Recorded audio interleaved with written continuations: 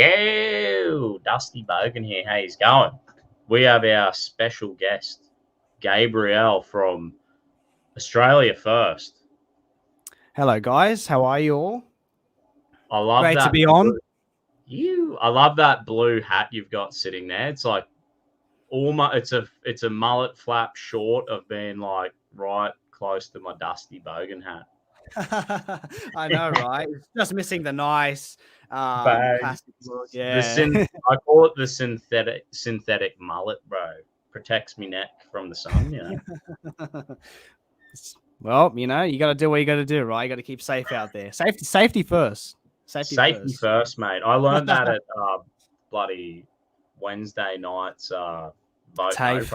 I got attacked, blasted in the ear with a megaphone. I don't know if you've seen that one. I have. I've seen that on Twitter. And I'm like, dude, those speakers, they're pretty loud. I'm not gonna lie. Like right near your eardrum, it's gonna burst your eardrum. Like I've had that happen to me before. I've been pranked before. I've pranked a couple of people. Yeah. That sound, especially on the siren setting, dude, that's dangerous. That's almost like abuse, like assault. That's intense, assault, man. Because you can seriously hurt someone with that. I wasn't expecting it. Like I walked into the fucking the lefties are doing counter protest of the Jacinta Price Warren Mundine thing, and I was like, "Oh mate, grab a sign." Some dude gave me a sign. I was like, "You get in there and fucking yell vote no."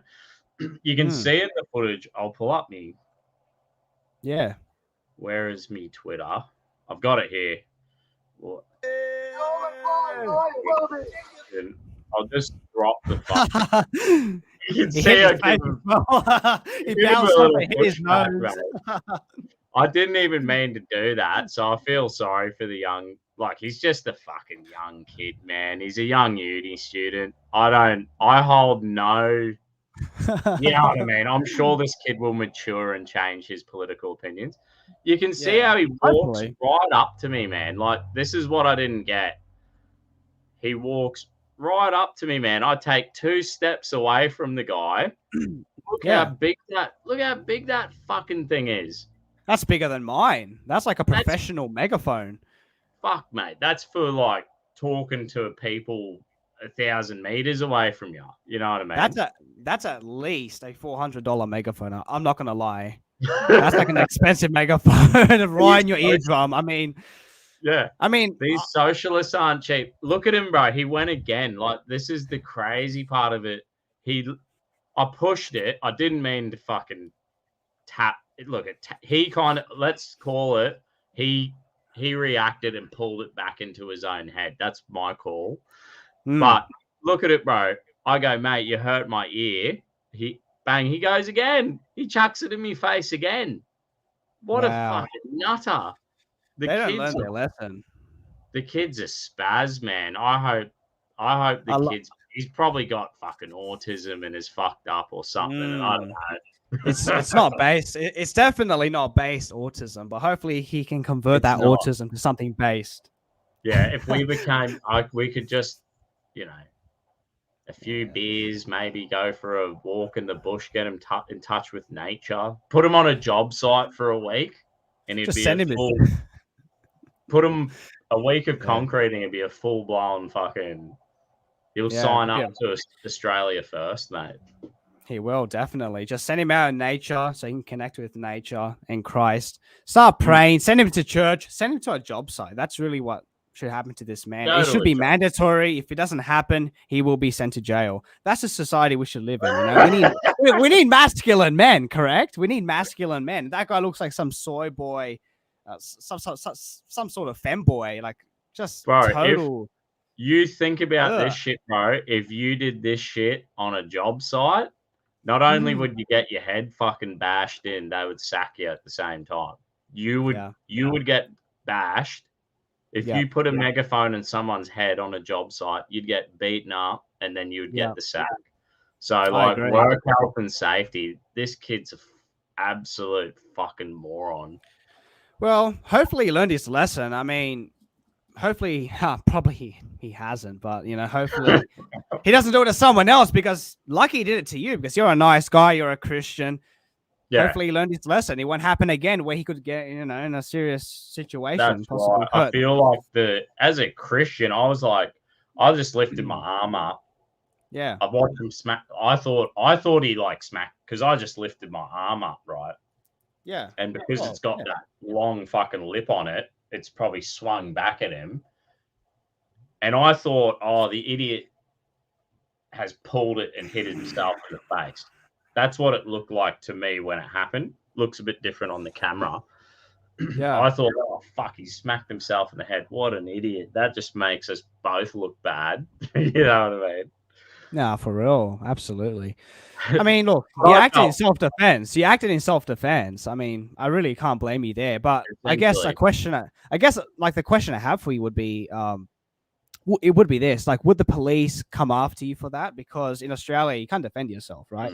You really can't. You can't. Yeah. You have to take the blow, accept it, and then go to the police like a little bitch. You can't even okay, you can't retaliate, fine, but you can't defend yourself. You can't do anything of the sort. You have to go to you have to go through a legal process after being assaulted and wait some time. The victim, the attacker can go out on bail if he gets, accused or whatever the legal proceedings may be. I'm not big expert on that, but like the system is corrupt. It's wrong. You can't defend yourself. Like in America, you can defend yourself, but here you can't. It's just absolutely retarded and it's wrong. It's immoral. You should be able to defend yourself, right? It's bad enough we don't have guns here. You can't use your fist. I've got one of my best mates is an ex-cop. So once I did it, I was like, oh no, I didn't mean for that to happen particularly. You know what I mean? And I sent the footage, quickly clipped it, and sent it to my mate who's an ex-copper. He was a police officer for like 10. Great mate from school. I was one of his groomsmen. And he reckons I'm right. He's like, mate, that kid, you could charge him for assault if you wanted. Maybe you could try it if you wanted. I said, nah, I prefer to just let it be. And I was like, I just thought I'd run it past someone who knew what the fuck's going on. So my mate who has a bit more experience in the field said I was all right. And he said that there was self-defense laws in Australia. So apparently there is self-defense laws. I think it's equal force, or as far as I'm concerned, that thing blasted in my ear. And I was just like, fuck. Yeah. And he came back for seconds. He did come back for seconds. I mean, He came back for seconds, mate. You can charge the guy. I'm sure you're eligible to press charges. I probably could charge him for doing it for the second time. Yeah. Because I was like, mate, you hurt my ear. Sorry, mate, you hurt my ear. Was it the same ear? Same. No, I think it was the other ear. Because like the thing is today, this year, both ears were actually sore last night and today. So I was like, fuck, should I go to the doctor? Could have made you. Because I don't know if you remember, I had a fucking ear infection and then I had like vertigo and all this stuff not long ago. So my ear was actually a bit fucked up. And then I was like, oh, she's feeling a bit weird, but no, that's not like it. And it's, I guess if you get caught like a loud something, it's a different pain than an ear infection. So it is a different kind of feeling. Yeah. That's bad, man. That's so. But I guess it's a bit of an experience. It's that's what I do. I get out there and interview people, and I do try to have. It is tempting when you see people. These people were screaming like racist fucking bigots to like old grannies and fucking old men with walking canes and screaming at an Indigenous family walked in, bro, and they were like, you can see it on my Twitter. Yeah. Pull that shit up. Yeah, let's have a look. This shit, bro. Where is it? I got a little write-up. I think there's a few write-ups floating around. We made it to some newspaper. Oh, we made it onto Sky News, bro. Oh, that's crazy. Yeah, we made it to Sky News. We'll get wow. At least someone made it on the news. This dude, bro, watch this. We just don't go through the side door. Come this way. I know. Not even fucking black. You're not black. Some Aboriginals just came called racist. It's like you can see they actually did like tone it down a little bit when they're like, oh, fuck, actually Aboriginals are walking in, Aboriginal families are coming in with vote no shirts on. It's like, what are they got to do? This little bit of footage, bro, like essentially, like, look, hey man, as far as I'm concerned, they're approaching aggressively an Aboriginal family, women, walking up to them screaming. I'm getting in between them, sort of like, fuck, I don't want to watch women get beaten up in front of me. Let's say that. They back off and then they start calling me a racist bigot. This racist bigot. Like, I'm the racist bigot. Oh, mate, I'm protecting the Indigenous family from you screaming racist shit at them. Like, yeah, I know. And also, they're women. I mean, you have to protect women. I mean, and they are. Now, look, I'm not a big fan of women, of course. You know, I say that, you know, half kidding, of course, but like. We must, as men, we have an obligation to protect the weaker vessel, you know, as the Bible says. We have to do that. So, you know, we can't just stand by and watch women get mistreated by anyone. You know, it's really, it's not moral. It's not right. And I say that as an incel. I say that as a, you know, a man that resents women to some extent. Not fully, but yeah. I'll leave it at that. I'll leave it at that. But yeah, no, definitely. Yeah. Well, you know, I mean, you as an interviewer, you get caught up in the crossfire a lot, I'm sure. So, I mean, that's just another great example. I mean, I love your work. You're doing a great job. So big ups to you, but it must be a hard job, you know, getting caught in between the crossfire. I keep it like calm as. I've been doing this for 6 years, man. I've never had a problem. That's the first time I've ever had a problem. The kid blasting my ear with the megaphone, to be quite honest. And over the years, we've interviewed like commies, Nazis, and everything in between. Average Joes, homeless people, drug addicts, everyone, everything and anyone. We'll talk to anyone.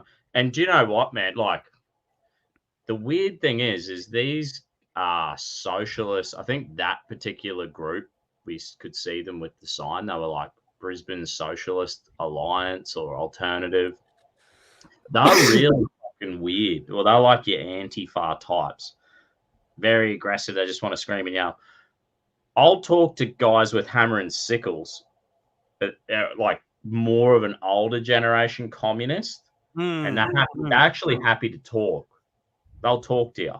You have a decent conversation. You can have a laugh. Even like someone who says they're a Nazi, you can talk to them. They're not actually as crazy, the commies or the Nazis or the drug addict, homeless, drunken Aboriginal, whoever we're talking to, bogans, the most dangerous of them all, the bogans, bro. I find I can talk to anyone. I can have a laugh. I can get along with them. I can listen to everyone. Kind of does have some good points, so I can take that on board. I can have a laugh. Good on you, mate. God bless. Let them have a say. Put out their opinion. I'm happy to put out anyone's opinion. If they're happy to have a conversation, I'm going to do my best to let their opinion. They can have their opinion. You can have their say. Yeah, it's awesome, bro. I fucking love doing that. But these socialist alternative Antifa types, they don't want to talk. They're the only people in Australia who don't want to actually talk. Yeah. Yeah, that's because, well, you do find the younger generation of, you know, these communist people that, you know, subscribe to ideas such as Marxist, you know, that they subscribe to ideas such as communists and Marxists, and they are of the younger generation. Like, you know, you may find them, you know, they may be like 20 years old, 19, 20, whatever. They really don't know what they believe in, you know, like they have no clue. They don't read anything. They just follow one person that doesn't really know anything or what they're talking about. You do find that these older generation Marxists and, you know, people that support Lenin or Leninism or whatever, they do have a sort of vision or a concept or an idea of what they believe in, and they do have a set of values, however wrong they may be. But these younger generations, they have no idea, you know. And I'm specifically talking about, you know, the left. The older commies had a work ethic too, like they were. Yeah. So you can talk to them as a working person who's like, they're like, we're getting ripped off. There might be. You think of Dolph. I think of the old school commie as like the Dolph Lundgren Rocky IV type. Yeah, like that hunt was hard as fuck. They look savage. Rocky was the underdog in Rocky IV. You know what I mean? We thought the Soviet Unions were these hard-working, polished machine. That's what we thought they were. Like they were a well-oiled machine, and America was like free and a little bit weird. And you look at the old Rocky movie, and you're like, "Fuck, you're the Italian stallion, bro. That's your fucking great uncle Balboa." You know what I mean? He's sort of He was the underdog, bro. But we thought the Russians were tough sons of bitches, bro. So you talk to an old school commie, and you're like, they're pretty hard-working fucking... They're tough. They are tough. They were kind of tough. They would be happy to have a fucking debate and a conversation. But this new generation, it's that really, I think the old school commies would be fucking... I'd say they are ashamed of them. Like, no doubt they're ashamed of them.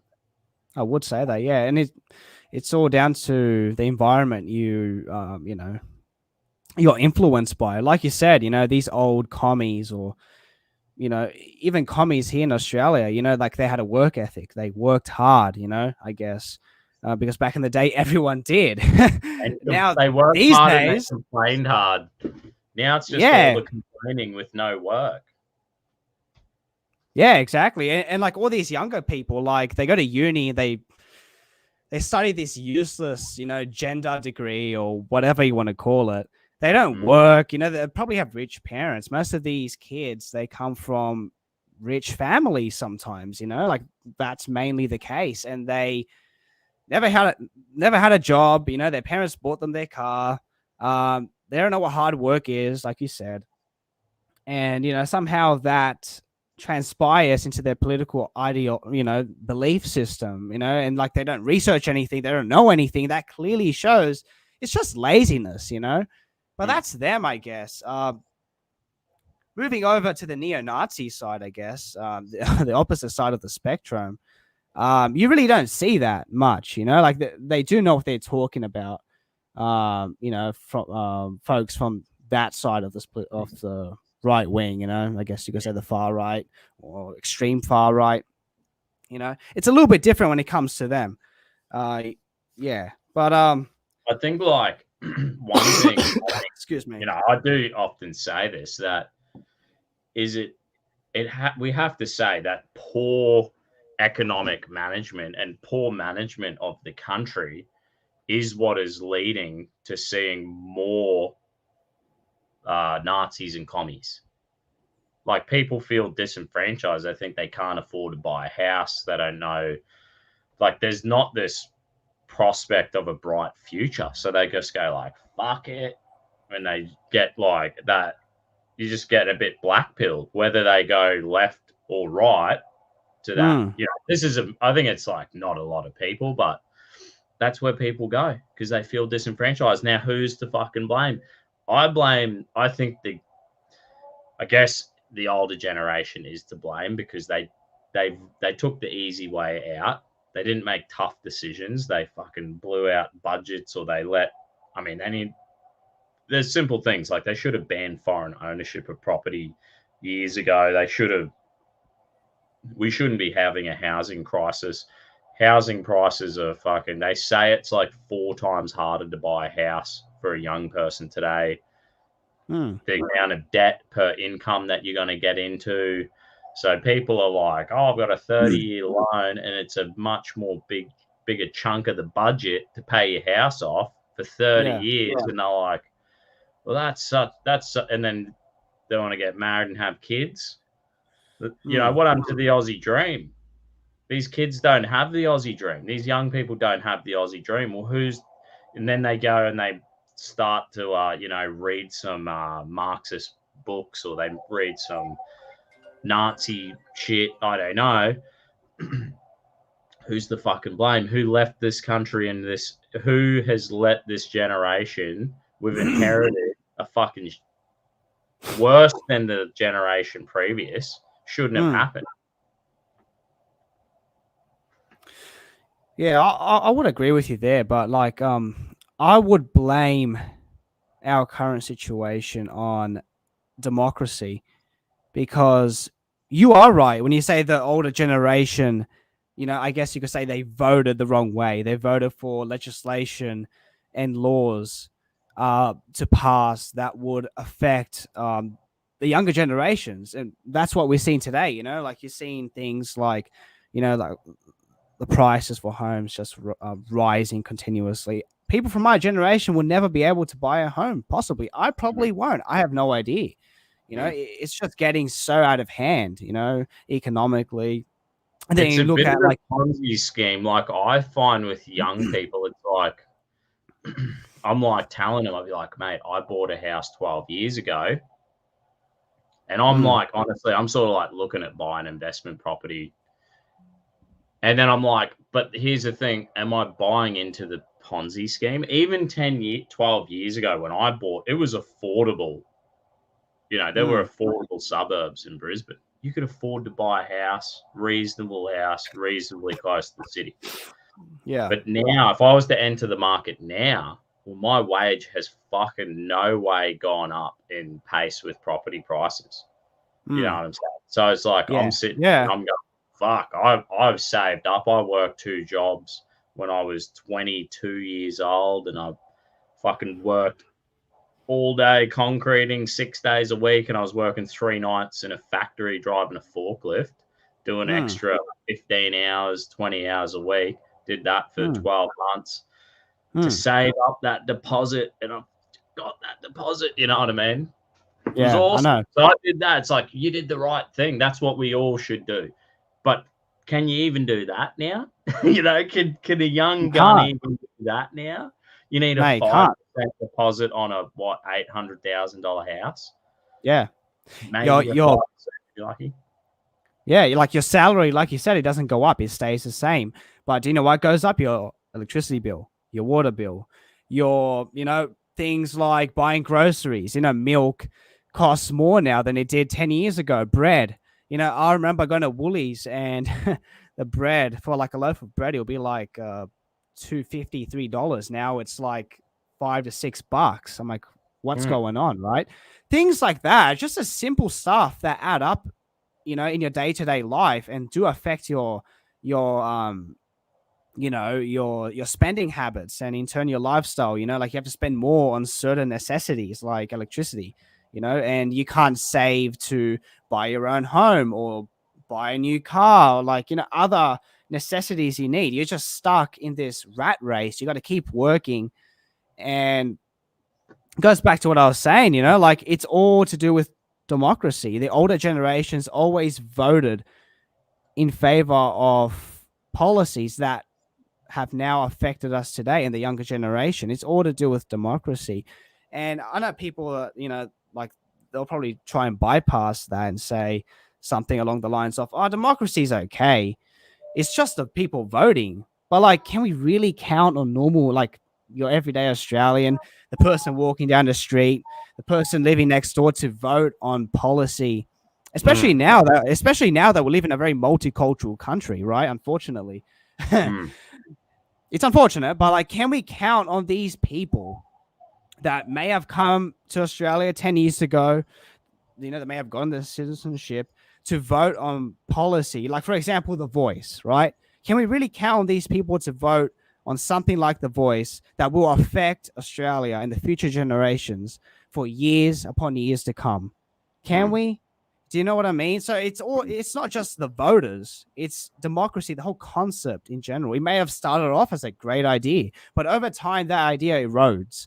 And we clearly see that in today's society. It's very unfortunate, but that's what I blame our situation on, democracy and the baby boomers that, participated in that. But I'll go easy on them because most of them are pretty dumb and stupid people. they're not my favorite generation, but it's ultimately democracy. That's the thing to blame here. I truly believe that people don't know what's good for them anymore. Maybe we could have like adjusted democracy, even if it is like, if look, if we had immigration at a stable, one nation has a policy of 70,000 immigrants a year. It's called it's a stable net immigration policy, where they say we want a sustainable Australia. And it's like they're bringing in priority economic immigrants who the nation requires, 70,000 a year. So you slowly bring them in at a rate that you can not put negative pressure on housing and infrastructure, bring them in not to be on social welfare, and you bring in people who want to become like coherently want to participate in the society. You know what I mean? Well, we didn't take that route. we didn't take that route. We hit the it really was like maybe the business lobby, the building lobby, the bank lobbies went in there and they said, we want mass migration. We want to grow our portfolios. We want share prices through the roof, continuous growth model, which it's like, okay, that's all good for them. They've done, I think they've said Commonwealth Bank this year's doing a record $10 billion. $10 billion while we've got a housing crisis and a homeless crisis. They're doing record profits. Well done, Commonwealth Bank. I'm sure they've lobbied Labor and said to Labor, hey, to stop to ensure that house prices continue to rise, mass migration, can we bring in another million? Oh, they love that. So hey, we need to stop listening to the lobbying. There's lobbying. We could fix the democracy. Get rid of the lobbying groups that are filling who are looking out for their own interests and not the interests of the nation. We could bring in a reasonable amount of immigrants that are going to work for the country and it'll be sustainable. And then we could have a system where we encourage like family values and marriages and children and patriotism and you know what I mean? Like them things, slight adjustments that are positive. that would be like so beneficial and positive. We wouldn't be in this situation if we took made some reasonable choices. How did we get how did the past generations just go? I mean, maybe they were cashing in, like buying investment properties, and they want a salary sacrifice to put some extra into their super, and they want that looking at for their retirement while they're sort of like screwing the country for their children and grandchildren who now can't afford to buy houses. And they're in a situation like, here's an article.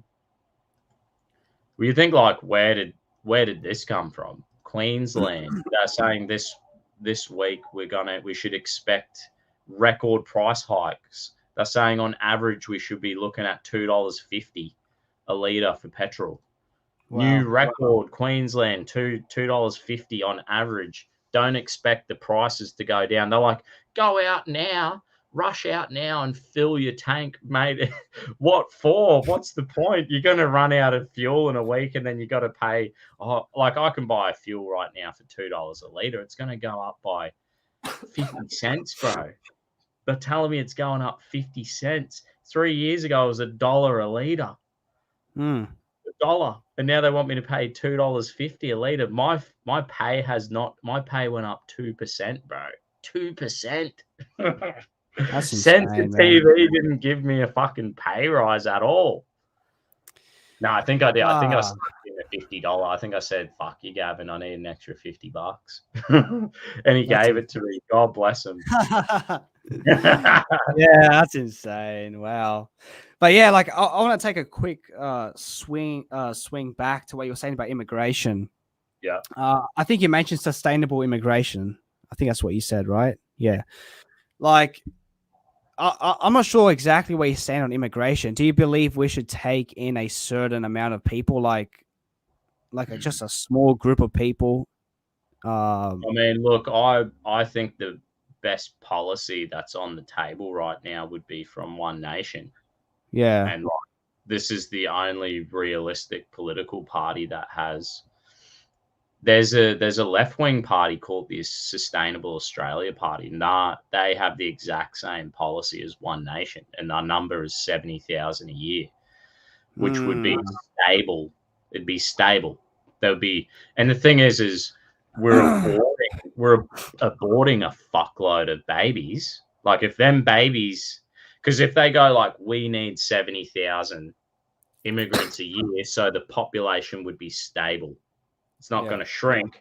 We're not having enough babies. If we had 70,000 more babies a year, the population would be stable. You wouldn't need to bring in any immigration. You would have a stable, because population growth, if population growth is happening naturally through procreation and families and children, it is good for the country.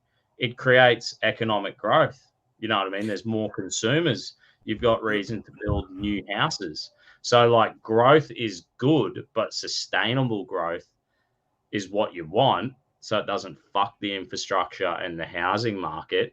But also, why can't we, if it was up to me, bro, save all the kids being aborted? How many babies could we how could we bring that number down from 100,000 babies being aborted and have more financial incentive to help these people get knocked up, to feel confident to keep our children? Maybe we could reduce that to 20,000. And then we could cut out immigration. Maybe One Nation and the Sustainable Australia Party would then say, we don't need any immigration because we have a stable population. I do doubt that though, and there's one reason why. I don't think these people are bringing in migrants to, like you say, sustain the population because of abortion and stuff like that. Although I do understand what you're saying. It sounds great in theory. My concern is that, 70,000 a year, you bring in another 70,000 next year, and the number just keeps going. These people keep having more babies. Where are these people coming from? Who are they? These people are going to be increasingly repopulating Australia. They're going to be bringing in their own culture. They may not even be Christian. They may be coming from India, Hindu supremacists, communist, Chinese communists. Have you seen that on Twitter? Imagine having that. Will that be Australia? Will the country remain the same? And look, there's a simple solution to all this. These people are not bringing in migrants to sustain the population. Although, like I said, I do understand what you're saying. That they want immigrants to make fuckloads of money out of it. Like they are the consumers. These are the people who. This is exactly. Coles. This is the real estates, the banks, the building companies, the superannuation companies. They're all like, never-ending growth because they're just like, and like the thing is, I love growth. I want us to all to be busy working, making money, and the thing is they're using the import. They'll like slap the import button. We don't give a fuck. Like what you're saying is like, what are the values of these people? What are the belief systems of these people? What are their IQ? Do they have a higher crime rate? Yeah. Are they gonna is like, dude? You might be like, we're only bringing in Christians, and then we bring in like all these like Nigerians who have 10 kids. And we're like, oh fuck, and then we end up going, stop the Christians, stop the Christian button, like. Well, look, there's a lot to take in. There's a lot to kind of understand of like who's really coming to the country. I agree with you. I've been to LA, and the whole city was suburban segregation, bro. Like, you go in Chinatown, the Chinese don't want to. The next suburb is Koreatown, and then like Little Japan. So even the Asians, you have Little Vietnam. So even the Asians don't want to integrate with each other. You know what I mean? Then you've got the African American suburbs, and then the Latino suburbs, and the Jewish suburb, and then the low socioeconomic whites, and then you got the rich as fuck people on the Beverly Hills. You know what I mean? It's Who true. just don't it's true. fuck because they're in that walled community with, laughing at us all. And that's the thing with multiculturalism, which is a product of immigration, mass immigration, all the same thing, especially from, non-white countries. And I'm not saying that to be, this edgy guy. Australia is a white country. It's a majority white country. 80% of the country is white or European, of European descent. It goes back to what I was saying, if you keep bringing in and these most people, Aboriginals are European too, bro. Well, they're mixed, Every Aboriginal I meet is like whiter than, Yeah. Yeah, like well, a sheet of paper looking at me, telling me they're Indigenous, and I'm like, cool, bro. I've seen that. I've seen that on Twitter. If that yes vote goes up, I might tick that box too, bro. I might become one of these white Aboriginals. I might need, if the economy gets even worse, I might need some extra help from the government, bro. Yeah, well, you might need to take a DNA test. Maybe you may be Aboriginal. Who knows, right? You don't need the DNA test, bro. Because Pauline Hanson asked and didn't she ask in some inquiry or Senate hearing? And she was like, how do you know if you're Indigenous? And they were like, they didn't say genetic, like, oh, you have to be of genetic descent. They were just like, well, if you identify as Indigenous, it's just like gender, bro. Like these people, and then like, isn't it stupid? We talk about these things like we want to have a conversation and say what's the best for the country, but really, there's people in this country who don't know what a man or a woman is, and they don't know what an Aboriginal is. So how the fuck are they gonna? How are us Australians who want to have children and have a future for our children and grandchildren? How the fuck are we gonna do that when these cunts don't even know what an Aboriginal or a woman is? That's fucking scary. These cunts. They don't even know what a baby is, bro. They're killing fucking babies. Yeah, it's true. We have a very immoral elite. We need a moral elite again. And I know that many people within the freedom circles, they're very anti-elitist. Like elitism is not a bad thing necessarily, but we just need a moral elite. There's always going to be centralized power in different forms of government. That's not going to go away anytime soon. That's just the way it is. There's always going to be power. The question is, who's going to wield and control that power? And hopefully it's not these retards that don't know what a baby is, or don't know what a man or a woman is, or don't know if a man has a baby or a woman has a baby or whatever. Don't know how to use a megaphone. There you go. Great example. They walk up to people, they walk up to this buff like construction worker and blast a megaphone in his eardrum. I mean, these are the people, these are the next leaders of Australia, which is very concerning. Bro, when I lifted it too, like Oi, let's check the actual rumbles going off. Oh, yeah. And here's a funny comment. I like this. American Virtue said, okay, Dusty, let's cool it with the Pauline simping. And I do love Pauline. Like, oh, you have met her before. Pauline Hanson. Yeah, I did an interview with her not long ago. And it was so funny because I got home. It was Pauline Hanson's One Nation free speech conference, and I got home and I'm like, yeah, finally got to interview Pauline, because she's rejected me in the past, bro. She's like, nah. Really? Sorry. Yeah. So I finally got her. I don't know.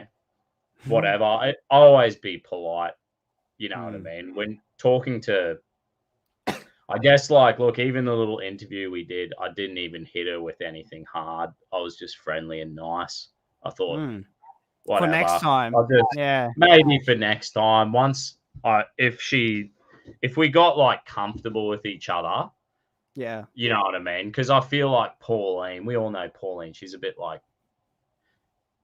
can get a bit thrown off quite easy. So I was like, I love her. I would like to get comfortable with her. And then I could, if we had like friendship, then I could bring up some of the tougher questions with her.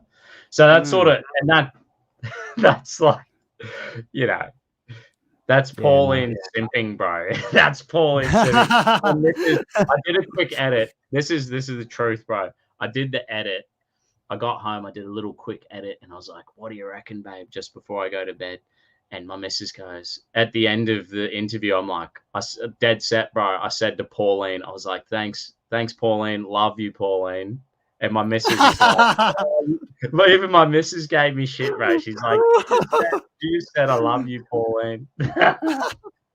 It's that's a meme come to life. That's meme magic right there. I do recall seeing this meme on Twitter. It was a meme about I think it was Hillary Clinton, and I think it was her in her younger years. And you know how like she was a fairly attractive woman, I guess you could say. Now she's like ugly and frail, and she's just, you know, quite a bitch. But anyway, she was quite okay back in the olden days. And like there was a meme about this guy. He was on his phone and he liked his this picture of her. Right, this is all in a meme, and his wife is looking over his shoulder, and she's like, "What are you doing? Stop!" You know, like she was going off at him. I can't fully recall what the meme said, but it's funny you mentioned that because that's meme magic. I mean, like that, yeah.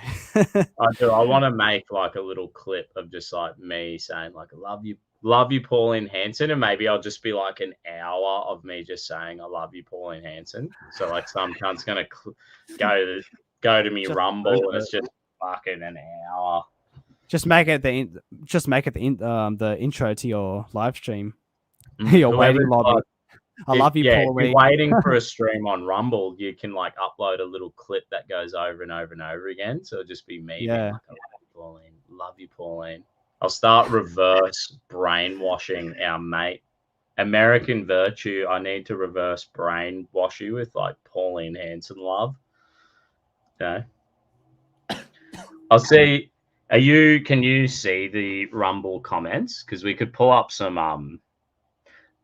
Cobsell said, "I'd rather the population decline than bring in 70K per year." So that's like the Japan model, bro. Because Japan's population is crashing, and they're not bringing in any immigrants. They've decided they have an economic model where they've said, no, we're happy to fucking not bring in any immigrants. The people aren't having enough children, and they're having a population crash.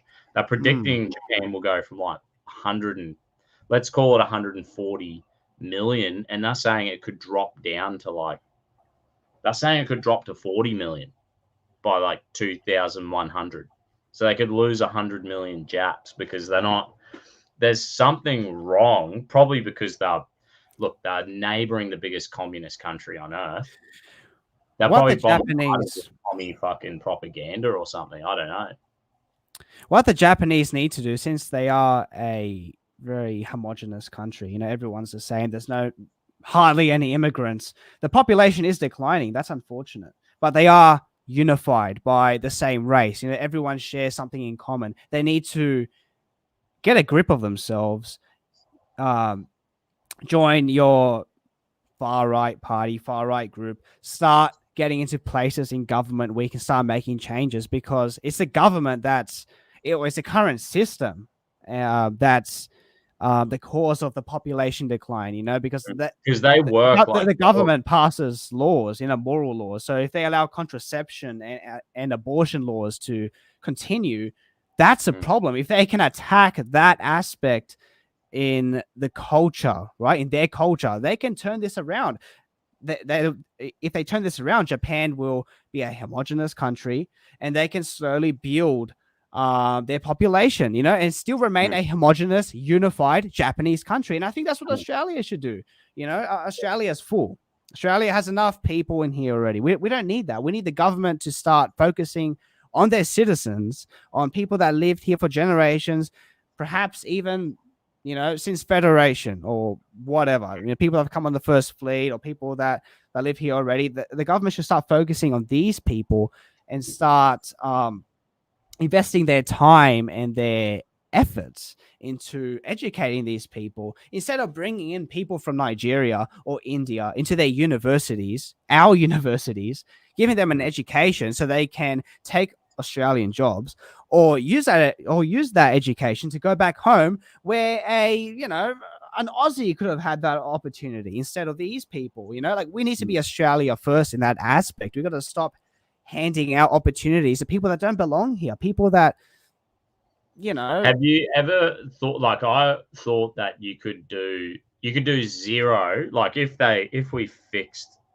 this is say like Japan as well, if you fix the birth decline situation and could manage to stable the population, and I would say it would take like a grassroots cultural revolution where individuals have to value getting married and having children again. You know what I mean? That really is a core. Family values have to come back. I see it in the church. I see it with all my young married mates. My church is full of young married Australians with kids. It's awesome. So we could, like, say hypothetically, we stabilize birth and we can go, we don't need one immigrant to come into the country again. You could do would you do, say, farmers and shit at the moment, they use temporary work visas to pick fruit. You still bring in temporary work visas. Do you let universities allow students to come do a 4-year degree and do some part-time work, but they go back home with that degree and they learn a bit of Australiana, they learn a bit about a Christian Western values, and then they go back home and they make Africa or Asia or India or Fiji, they make it better. So like, or you get Fijian fruit pickers coming in to help the farmers, and they go back home, they make some money, they help the farmers, the fruit doesn't go rotten on the trees. That's win-win economics. You know what I'm saying? That's like, that's a great thing. And Australia could be a nation where we look after first, forget about the interests of the lobbying groups, the banks, and the whoever is pushing for mass migration. Get rid of them. Get rid of, I don't know, abortion companies telling the government, or pharmaceutical companies, they love people buying the pill and the day after pill. Who knows what these crazy people are up to, you know what I mean? Start listening to the people of Australia. Stop listening to the lobbyist groups. We have a cultural revolution. We get our families sorted.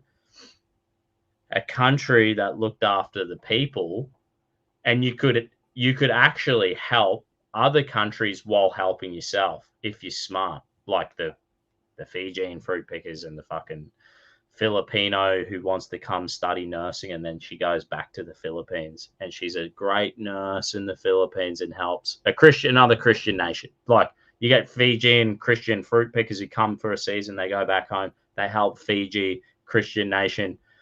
That could work perfectly. And we would be a blessing helping our Christian brothers and sisters out in the globe.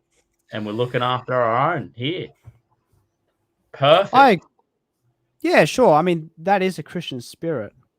But we must first, before we go abroad and before we go international, if we are going to help other people, we must first help our neighbor. All right. Now, that's a biblical teaching. The Bible says to love your neighbor, help your neighbor, and that sort of thing. Who's your neighbor? Who's closest to you? Your neighbor down the road or someone from Fiji? It's a nationalist ideal. It's a nationalist concept to help your neighbor, help your fellow countrymen to become strong, to become based, in a certain belief system, which is hopefully Christian and nationalist. Before you go abroad and start helping people, like look, if I was the prime minister or the dictator of Australia or the Caesar, or the emperor, whatever you want to call it, right? Whatever it is, I have a few projects I would like to do. You know, for example, I would love to go down to Israel and I would love to retake the land for Christendom and, you know, make it a Christian capital of the world instead of a Jewish one or a Muslim one or whatever they have going on, this shared partnership. I want to make it Christian again and have a, you know, the 10th or the 9th crusade on that land. That's what I want to do. But before before we do that, we must first focus on our own nation first, our own people, before we go around and you have to put away your grand ambitions to retake Constantinople back. Exactly. We'll right. take you can take Israel back, bro. I'll take Constantinople. It'll be perfect. Deal. No, well, that sounds like a plan to me. I mean, you know, will be happy. They'll have fucking. We should it will be like Jurassic Park, bro. We can get some pygmy DNA. We'll bring back the pygmies, so then the indigenous have that natural rival enemy to battle, and then the Aboriginals will be like, "Thank you, you've restored our," you know. They need a little bit of adventure in their lives, the indigenous. Maybe that's what they're missing. We've come in here and we've given them social welfare and we've fucking destroyed them. I know.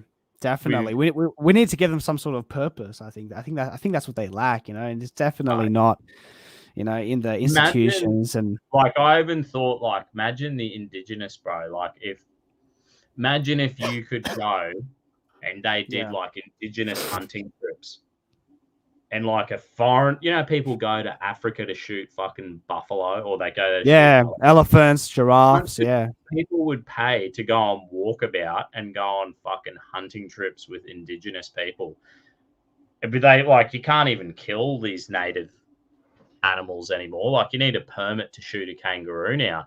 So it's really, let's get the indigenous doing walkabout tourist tours hunting kangaroos. There's a fucking problem.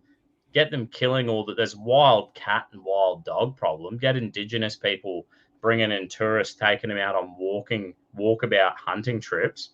Incentivize the indigenous. I would want to participate. I'll be like, sign me up. I'm going walkabout with an indigenous tribe. We're going on a fucking slaughter fest. Kill some wild cats. Everyone gets rich and everyone gets happy. And the indigenous people are walking in the ancestral footsteps of the ancestors and fucking loving it. I'm sure they'd be restored to a sense of pride in this nation, you know. Possibly. We'll give them something to do for sure.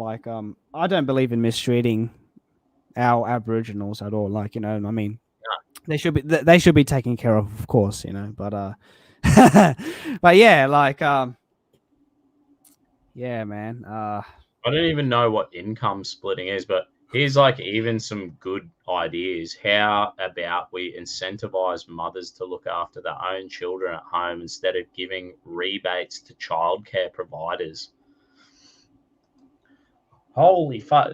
I find it crazy that I say it at work, I'm a concreter, so we'll have concreters talking shit about problems in the community, and we coming up with solutions, bro.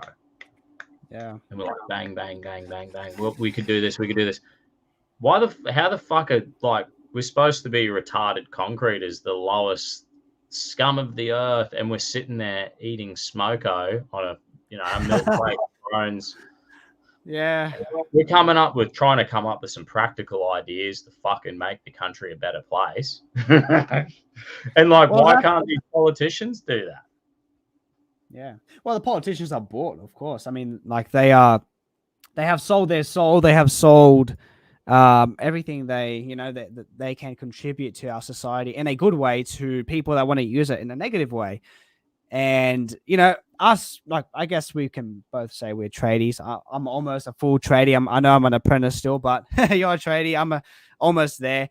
Our mindset is we are natural problem solvers. I mean, that's something we have to do constantly. Okay, we have this problem, or this client, customer is acting up in this way, and the neighbor is acting aggressively towards me because, oh no, the car was parked here and I wasn't supposed, like there's so many problems going on in the site. It's like a jungle out there. It really is.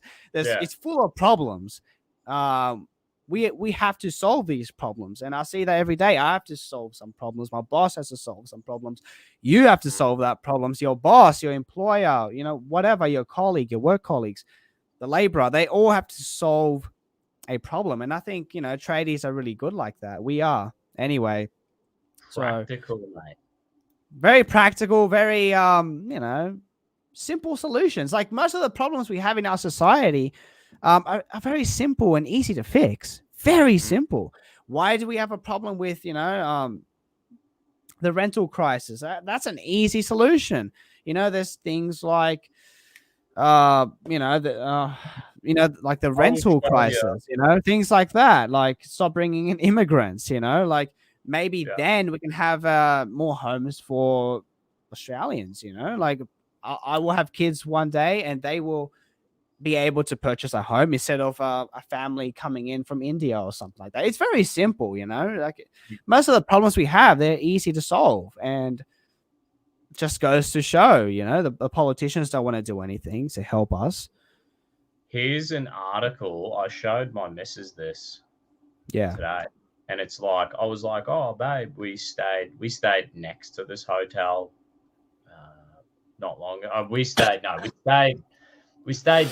coast, but you could see these big beautiful dual towers, Surface Paradise. They were built back in $1.5 billion, contains 232 residential apartments, right? And they said that they've only sold 88 units. They've sold one third of these units. These units were built back in, let's say, fucking somewhere here. I think they were built 5 years ago, right? And it's like only one third of these apartments have been released. Right. And now, and I said to my missus, I'm like, so there's a housing crisis. Beautiful apartments right here. They said this is the biggest private build in Queensland, $1.4 billion. Wow. The beautiful buildings, and they've been there for 5 years, and only one third of them have been put on the market. Well, they're like, there you go. You've got like they're all foreign owned. They're owned by a Chinese building company. And the thing is, supply and demand, they know, they're like, if they just release them slowly, if they just release like 6 months, if they release 30 apartments and then another 30 apartments and another 30, they don't want to just go, we're going to release 300 apartments straight away. They want, they know if they release 30 apartments every 6 months, they're going to get $1 million apartment. So that's a strategy that they've done. They spent a fuckload of money, but it's all profit in their pocket. It's all going overseas. Maybe they'll sell when each one sells, they've got to pay sales tax, and we might make a little bit out of it. But these buildings, 2/3 of this building's been sitting empty, hundreds of apartments empty on the Gold Coast while there's a housing crisis and there's homeless people. Like, that seems crazy. Like, shouldn't we have a law? I would ban foreign ownership straight away. I'd say now on, there's no more foreign ownership. It's done. And then I would say when foreigners sell their property, that like they can sell them, people who own them, you can sell them at when you want to sell them. But that's it. You sell and you're out of the market. You can't, you can take your money and go. No new ones are happening. You can sell in your own time. And then I'd be looking at all the investment properties, and they're saying that a lot of investment properties are empty. They're sitting there empty. Because if you're a millionaire and you're like, I'll buy you're worth $50 million.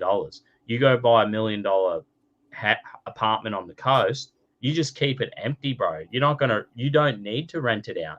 You and I, if we bought an investment property, would rent it out so the renters would be paying off the mortgage. These people don't have a mortgage. They own the thing and they sit on it empty, and they're waiting for the market to increase in value. So that $1 million apartment is worth $1.2 million. They've made 200K in 5 years. They don't care. They don't need it rented out. They're coming and buying. An Aussie bloke sells his house. He's like, I got a bargain. Sells it to a Chinese investor. The Chinese investor is not renting it out. So you've had a family, an Australian family, leave a home. Now that home becomes empty. Yeah. It's an empty home. Yeah. That's one less home someone could use. And I think I've told this before in your stream, maybe. I'm not sure. Maybe it was on my show, but a mate of mine went to where was it? I think it was in South Korea. Yeah, I think it was in South Korea. He went there on a holiday, and he saw these advertisements in the city of homes for sale in Chatswood in South Korea. So they're advertising real estate in a foreign nation. These people, like you say, they're buying, right? Foreign buyers. They're participating in the market, the housing market in Australia, in real estate, etc. And these people have connections in real estate too. Like, how you see Asian real estate people and stuff like that. They're all in there. Like, and that's a scary thing about multiculturalism. Like, where does their loyalty lie? To Australia or to a foreign country? Can we really trust them? That's where that mistrust comes from. Unless you're able to fully integrate into society, into Australian society, and mainly that's Europeans. That's why we had the White Australia policy, but that's gone now, I guess. Let's be real. How much loyalty is to money? How much loyalty is just to money? Just to money alone. They're interested in making a profit, and they don't care on whose neck they step over to get it. And you're if we can't even think about that simple concept, Jesus said, you just said it, that love of money is the root of all evils, said 2,000 years ago. This is not an old philosophical idea, Yeah. It's a very fucking common saying that we all know, but we will make decisions without thinking about people and they have a love of money, which is crazy. This Bor Nordic said, I asked them before what was income splitting. I don't know if this was a thing back in the day. If you're in a single income family, then the tax is halved between the two parties. That'd be fucking awesome. Oh, these comments from YouTube. Oh, sorry. Yeah, these ones are coming from YouTube, but we do have to wrap it up. This guy's saying, Bogan Christian lobby, do not you know how landlords work together to artificially rise rent? I forget how they do that. Lol, it was something to do with keeping homes empty. Yeah, we just mentioned that. If I made sense with what I was saying. There's probably a few here. We've got a good comment here, I guess, to wrap it up. The solution is basically no immigration plus evangelization. I think that's nice. That's a nice solution. Zero. That's a nice solution. That's simple. Yeah, it is. It's very simple. No more immigration. Keep the country the way it is. It is what it is. We have people from all over the world. Let's keep it at that. Start bringing people to Christianity. Start, bringing people to the truth, to the gospel, etc. Because for me, when I became a Christian, my church was like Hillsong Church. The mates who invited me to church were all multicultural there was the circle of friends was there was one Aussie dude and they were like, come to church. It's like a PNG Mexican Aussie dude. Three Christian dudes. Yeah. That's pretty rare in Australia. Come to the youth group. That dude's family, bro, would invite me around to Bible study and our parents would cook meals for us. He was such a huge help for me. So, like, when you have an evangelized Christian community, bro, I want to say, like, this is the whole thing about the bogan Christian lobby. What about the bogans? What about Christian bogans? Well, it took a Papua New Guinean, a Mexican, and an Aussie. This Aussie surfer dude, he was like awesome at footy, surfer. These are cool. The cool dudes at this school I went to were Christian. You know what I mean? So they had a mad clique of cool Christian dudes like come to youth group. I'll go anywhere with his whatever. Change the direction of my life. Someone evangelized to me. You know what I'm saying? Yeah. Thank God. Because this bogan, this white guy could just be toast in an early grave or in a prison cell. I don't know. But we were up to no good when we were young. And thank God, the old me would have punched that kid with the megaphone in the head. The new Christian me raises my arm and fucking swipes away the thing that's almost blowing my eardrum. You know what I mean? So thank God that, twice too. So that took a bit of self-control. Second time I just walked not just away. Once, twice. So you did pretty well. Walked away, mate. I said, I'm done. I'm out of here.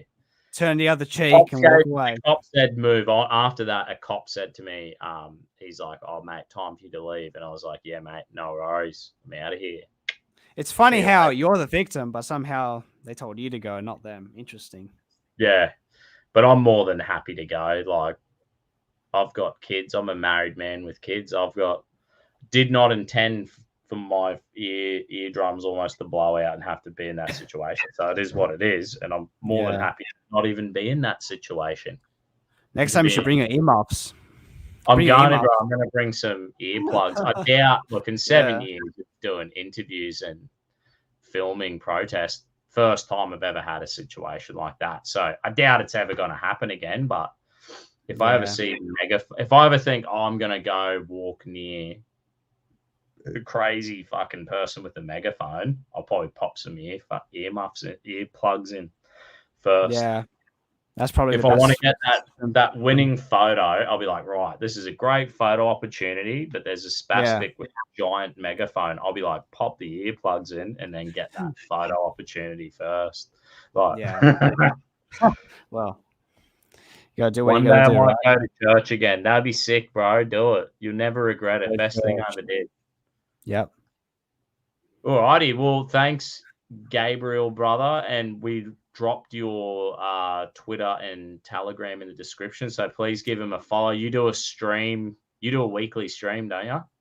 I do every Monday at 8 p.m. Australian Eastern Standard Time. So catch me on Monday. That's when I stream next. Dude. Australia first. I appreciate you coming on, man, and thanks for having a chat and talking about, I think, important things that we need to cut. Like, God, if it takes some bogans and some tradies to come up with some ideas, that's how we might fix the country. And the comment section, great value. And the comment section, absolutely. Great input, guys. God bless you. We're going to keep the Thirsty Thursday stream. We're going to keep this a regular time, 8:30 Eastern Standard Time, Thirsty Thursday. So everyone listen, tune in next week. We're going to try who's the dude from the 5'8"? I don't even know his name. I forget his name. Diogo. And I'll probably never be able to pronounce that. So he'll have hopefully we become mates. He can yell at me. Yeah, I think he got upset at me, like in a funny way, of course. He said, because on stream I called him Diego, but it's Diogo. And I call him Diego. He's like, hey, no one can pronounce my name right. I'm like, oh, I'm sorry, dude. My bad. But I said it right. Diogo. There you go. So I'm set up for next Thursday. Old mate said he's keen to come on next week. So he's another dude who's out there in Sydney. He's where you're from. Yeah, I met him the other day, and he's going to come on my stream as well. And you too. So, what a legend! There's another Christian out there having a go Yeah. I think I've seen him encouraging dudes to get in doing weights and stuff like that. He seems like a guy, so I'd appreciate talking to him as well. For sure. No. Sick. But thanks for having me on. Thanks for having me on. Appreciate you. Yeah. Thanks. Mad brother. God bless. We'll catch you next week. You.